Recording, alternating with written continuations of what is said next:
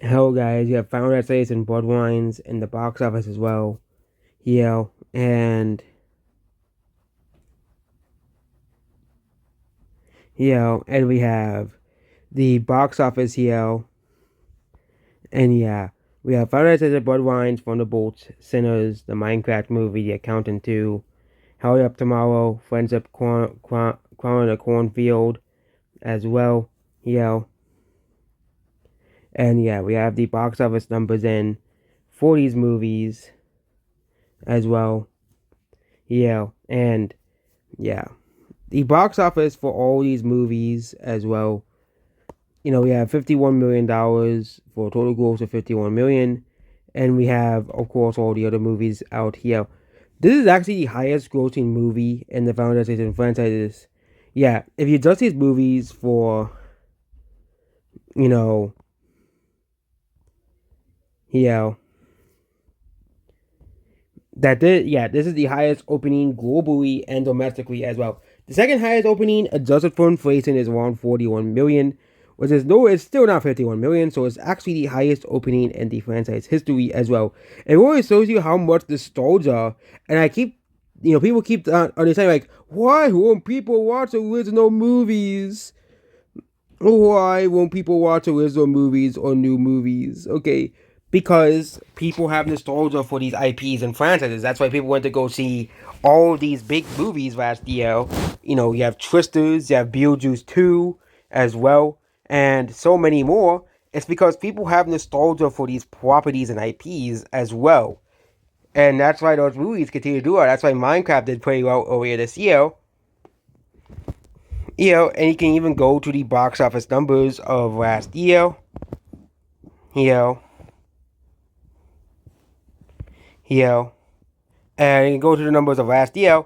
A lot of the highest grossing movies, which people always tend to ignore, are all sequels. The 10 highest grossing movies, by Hollywood, were all sequels. There wasn't a single original movie in the top 10 highest grossing movies of the year worldwide. Okay, and it likely will not be this year either. Okay, as well. All of them were sequels or part of a franchise or IP movies.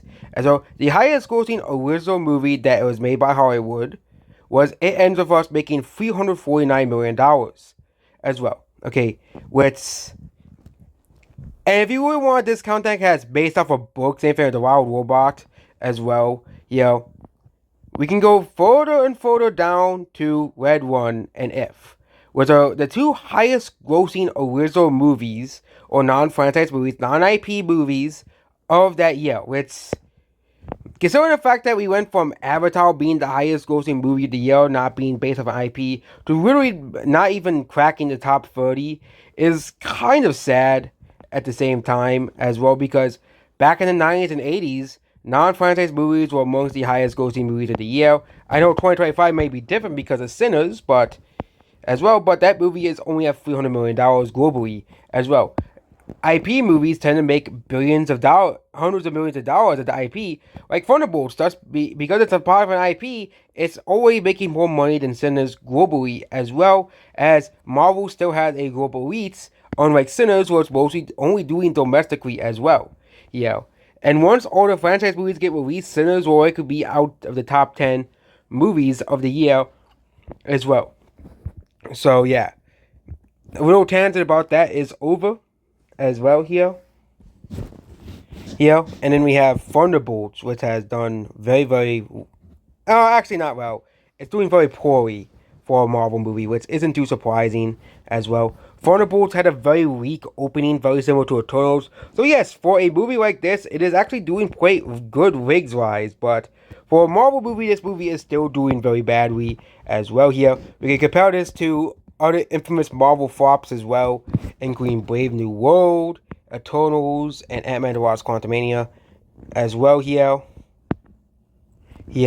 And of course, Eternals. You can see that Thunderbolts is doing very similar to Brave New World. It's not, even if you're judging for inflation, it's actually doing slightly better than the Eternals. Okay, which isn't very good because the Eternals didn't do too well either, and Eternals, as also for inflation, did better opening wise as well.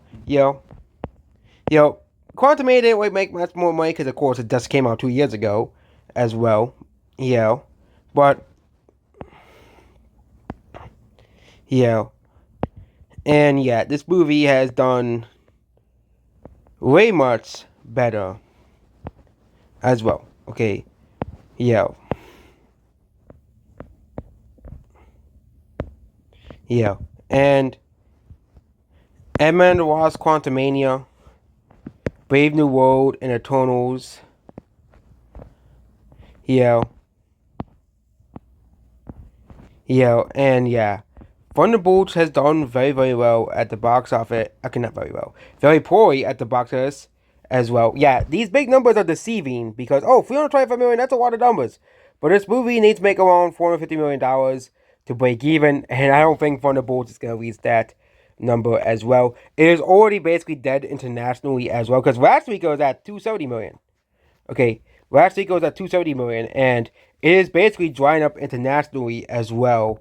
I think it was at 280 million, so it only made 40 million more this week, and it will likely have a huge drop internationally next week because of Lilo and Stitch and Mission Impossible. So this movie is dead. This movie is literally dead. There is no way this movie is gonna save its box office as well. It's already now competing with Final Destination as well. Which as well. And yeah, now we have to talk about Sinners, which this movie has made $400 million globally. Will it make $400 million globally? Will it pull off the impossible? But again, this movie is performing very similar to Twisters. Well, it's not really doing too well internationally, but it's doing very great domestically as well. So this is a very similar story to Twisters as well. But this movie is having better legs than Twisters. And its fourth weekend, in its fifth weekend, the movie is at $15 million as well here. This movie is still having insane holds at the box office as well here. And yeah. Here. Now we have the Minecraft movie, which has now made $925 million. This movie is not hitting $1 billion. I just don't think it had the numbers it had to get there. It was only made $9 million internationally this weekend, which means this movie is basically losing fees internationally as well.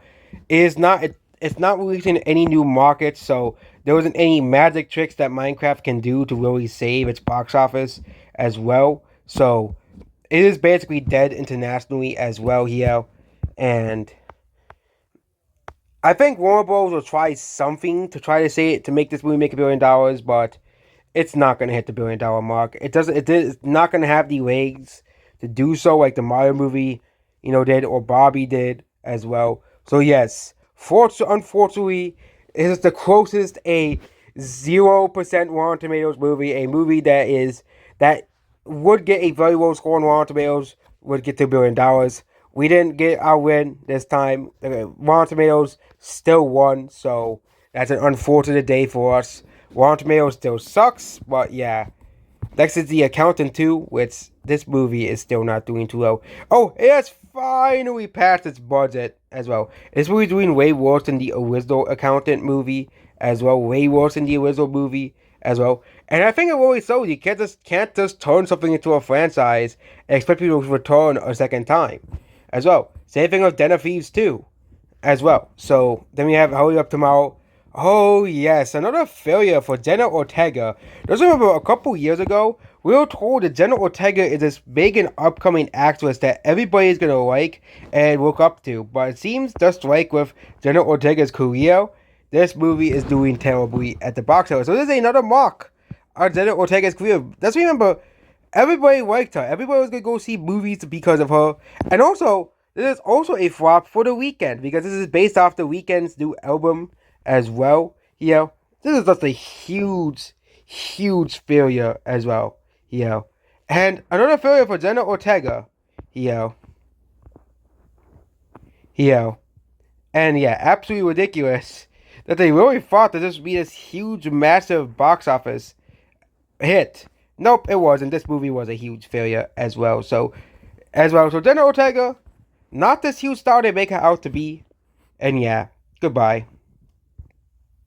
We're still making the video. Oops. We still have movies to talk about that I'll below Hurry Up Tomorrow. Oops, sorry about that one. But we have Friendship, which is a minor movie And it's having pretty good per feeder numbers, but it's doing okay as well. It's only released on like 3,000 feeders or something. I just never understand this related to wide release bullcrap they continue to do, okay? You're basically hurting your box office business by doing this type of bullshit as well. Why don't you just release a movie all at once, at least 2,000, 3,000 feeders, and see how it does then, okay? As well. Because people are gonna, because of course, we're in the age of the internet where basically a movie can be just pirated and people can watch it for free. So, yeah. We have Crown in a Cornfield, which is still doing pretty well at the box office. It will likely lose most of its viewers next week as well, but it's for a movie that costed less than $1 million to make, it has done pretty well.